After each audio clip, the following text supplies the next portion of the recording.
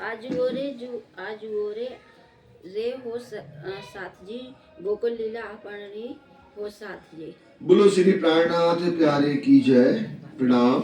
आप महान बुद्धि के सागर हादी सतगुरु श्री प्राणनाथ जी बड़े मत के धनी वर्णन कर रहे थे अभी जागनी के, मतलब ये अवतारों की लीला जो चल रही थी, जो 24 अवतार हुए, 24 अवतार के विषय में पिया श्री प्राणनाथ जी ने हम सभी को वर्णन किया। और जब पिया श्री प्राणनाथ जी के द्वारा ये ब्रह्म ज्ञान आया, ब्रह्म ज्ञान के द्वारा कैसे जितने भी अवतार हुए थे, सब अवतारों का कोई अस्तित्व नहीं रहा। बुद्ध विजय अभिनंदन कल की अवतार के सामने जो सदगुरु या शिव जी के अंदर वो शक्तियां आई और वो ज्ञान दुनिया में प्रकट हो गया। अब सारे धर्म शास्त्रों का क्या हुआ, रहस्य पिया श्री प्राणनाथ जी ने आकर के जागृत बुद्धि ने खोल दिए। जो हमने जो दुनिया अटकल लगा करके बैठी थी कि वैकुंठ ही परम धाम है या निराकार ब्रह्म ही परम धाम है, वो सारी अज्ञानता को दूर कर दिया और तारतम ज्ञान के द्वारा हम कैसे ब्रज की अखंड लीला को देखने लगे। यहाँ पर एक कल का वर्णन हमारा चला हुआ था, उसके आगे हमारा है गोकुल लीला कि गोकुल का ब्रह्मांड कैसे बना हुआ है इस काल माया के अंतर्गत, उसका वर्णन पिया श्री प्राणनाथ जी कर रहे हैं। तो जुओरे जुओरे जुओरे जुओरे साथ जी, हे ब्रह्मंगना सुंदर साथ जी, आप देखो देखो देखो गोकुल लीला अपनी हो साथ जी। जो गोकुल की लीला है ना, वो हम सारी ब्रह्मंगनाओं की है, जो हमने श्री कृष्ण जी के साथ में प्रेमानंद की लीला करी है। विद सर्वे कहूँ बिकते ब्रज सर्वे विद सर्वे कहूँ बिकते, मैं ब्रज की सारी लीला का अच्छी तरीके से, बिकते माने तरह से मैं वर्णन करके बताती हूँ। ब्रज वस्यु जेनी पे ब्रज मंडल कैसे बसा था, उसका वर्णन हम आपको बता रहे हैं। 11 बरस लीला करी रास रमी ने अभ्यादे। तो हमने कैसे 11 बरस लीला करी और 11 बरस 52 दिन की लीला के बाद में हम कैसे अपने घर मूल मिलावा में जागृत हो गए। गोकुल जमुना तट भलो पूरो 42 बार। गोकुल जमुना तट भलो, अब कैसे गोकुल का जो ब्रह्मांड गोकुल है ना, तो जमुना जी तट भलो, जमुना जी का किनारा कितना सुंदर है, पूरा 42 बास। यहाँ पर कितने पूरा है, 42 मोहल्ले हैं। पूरा माने मोहल्ला, तो ऐसे 42 मोहल्ले हैं। पासे पूरो एक लगतो लीला खंड विलास, पासे पूरो एक लगतो, और एक मतलब उसके ही पास में एक मोहल्ला है, ये लीला खंड विलास, जहाँ पर श्री कृष्ण जी ने अपनी ब्रह्मंगनाओं के साथ में लीला की है। बास बस्ती बसे घाटी कोने न था, बास बस्ती बसे घाटी। अब ये जो ब्रह्मांड है, मतलब ये गोकुल जो लीला है, जो ये शहर बसा हुआ है, घाटी पर बसा हुआ है। तृण खूनो ना गांव, ये गांव कैसा है, 3 कोने का त्रिभुज की तरह ये बना हुआ है। काठे पुरो टीवा ऊपर उपनंदनो ये ठाम, अब कांठे पुरो टीवा ऊपर, एक टीले के ऊपर किनारे पर कोने पर, कांठे माने कोना, पुरो पुरो माने मोहल्ला, टीवा माने चट्टान या टीवा माने टीला के ऊपर, उपनंदो ये ठाम उपनंद जी का घर बना हुआ है। इसमें क्या है, पूरे त्रिभुज का वर्णन बताया है और कैसे श्री कृष्ण जी वहां पर लीला करते थे, उनके मामा का क्या नाम था, ये सब वर्णन इसमें आया हुआ है। पूरा सौबीजी गमा, अब दूसरा पूरा दूसरी जमा, मतलब पूरा सौबीजी गमा, एक कोने में बता दिया और एक दूसरी तरफ पर क्या है, यहाँ पर दूसरे मोहल्ले बने हुए, बचे बाट धैनों से, और बीच में क्या है, गाय का निकल आने जाने का मार्ग बना हुआ है। यहाँ रमे बालो सकल माँ है, ग्वालों ने घेरा, यहाँ रमे बालो सकल माँ है, यहाँ पर वाला जी अपने सारे ग्वाल वालों के साथ में यहाँ पर लीला करते हैं।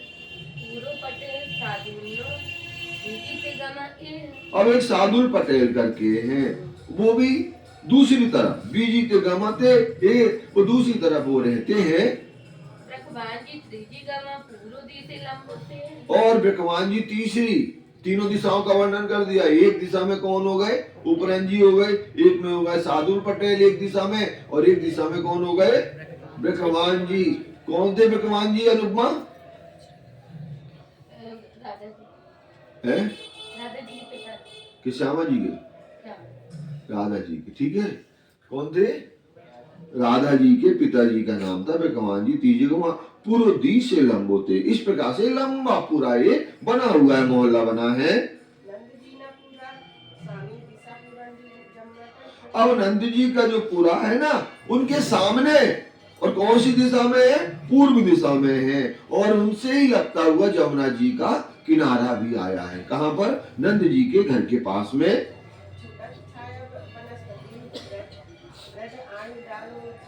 अब क्या है, जो जमुना जी है ना, जमुना जी में छूटक छाया वनस्पति, वनस्पति माने सुंदर सुंदर वृक्षों की छाया जमुना जी पर पड़ती है।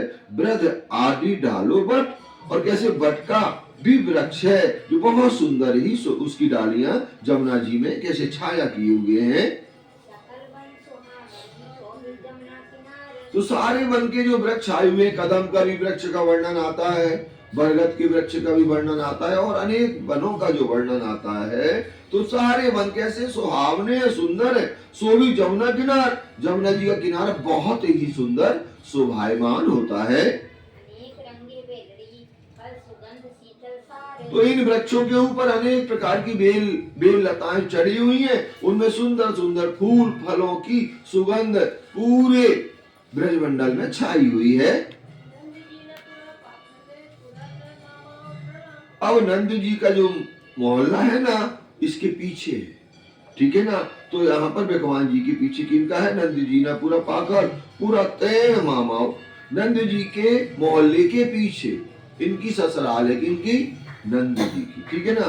पूरा तरण मामाओ तड़ा। यहाँ पर श्री कृष्ण जी के 3 मामा रहते हैं। ठाठ बस्ती आखे पूरा, ये मोहल्ला बहुत ही सुंदर ठाठ है, इस मोहल्ले का सुंदर है। आप सूरत ऋणे जना, और तीनों मामा इनके कौन है? सूरधीर है। इनके तीनों मामा सूरधीर है।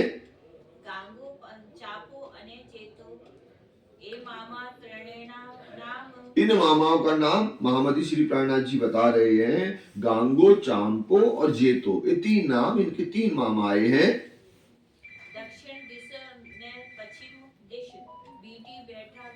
और दक्षिण दिशा और पश्चिम दिशा में बीटी बैठा गांव, मतलब दूसरे गांव वहां पर आए हुए हैं। तो उनका वर्णन बता रहे हैं।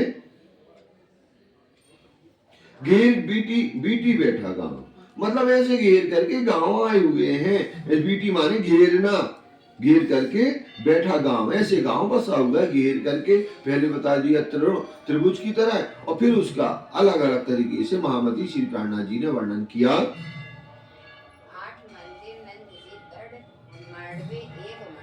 अब यहाँ पर नंद बाबा के घर में पता कितने कमरा है? 8 कमरा है। मांडवे, 1 मंदान, और बीच में कैसे एक सुंदर सा क्या है? आंगन भी बना हुआ है, और सुंदर वहां पर गायों का भी स्थान है।